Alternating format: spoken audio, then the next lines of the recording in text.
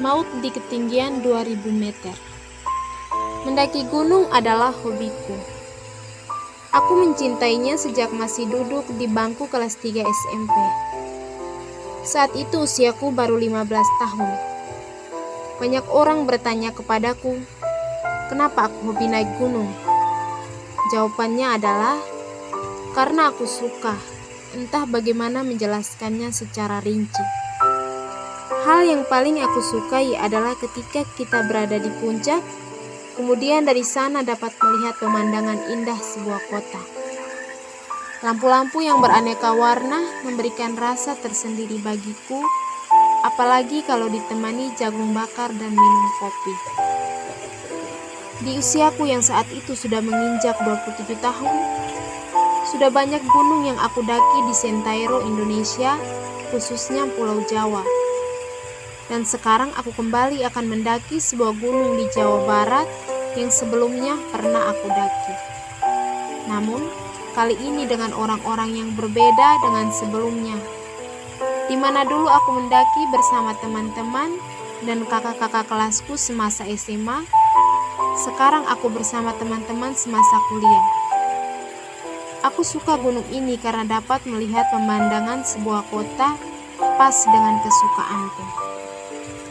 Datanglah hari itu. Kami berempat, yaitu Dika, Hendy, dan Roni, berangkat menuju destinasi.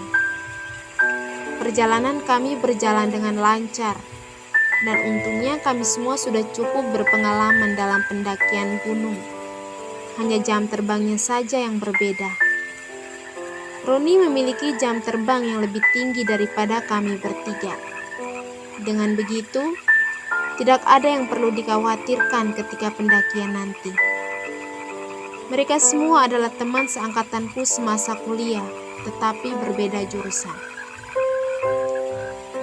Aku ingat ketika pertama kali mendaki gunung ini, waktu itu ada Kak Andi yang menjadi pembimbing.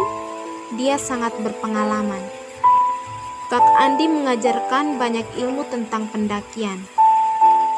Walaupun keilmuannya lebih tinggi dariku dan teman-teman yang lain, dia tidak arogan, tidak seperti seorang senior yang waktu mendaki gunung di masa-masa awal kuliah yang tinggi hati karena merasa dirinya lebih jago dari yang lainnya.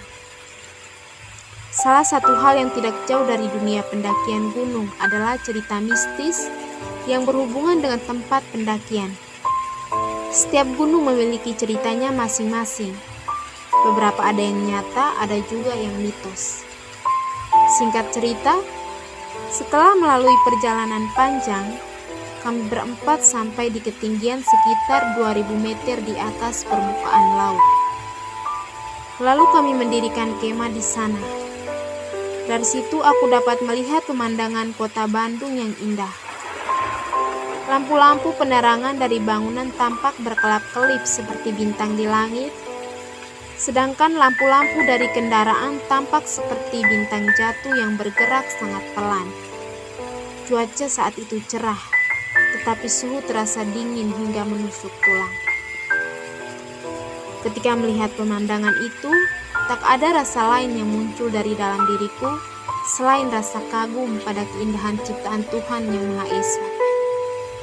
Kemudian, kami melakukan kegiatan biasa, membuat api unggun, memasak makanan minuman, dan mengobrol.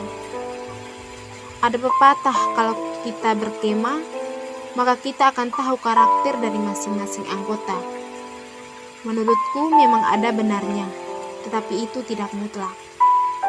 Manusia itu makhluk yang dinamis, bahkan aku lebih memilih menyelesaikan masalah fisika daripada memperdebatkan tentang karakter seseorang. Malam itu kami jalan dengan menyenangkan.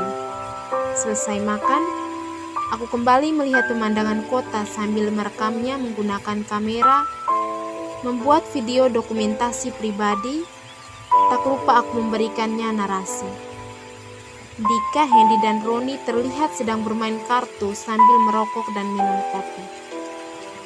Terkadang mereka tertawa terbahak-bahak. Mereka mengobrolkan banyak hal, termasuk hal mistis yang membuat mereka sama sekali tidak tertawa. Setelah hampir 1,5 jam berlalu, aku kembali mendekati mereka bertiga.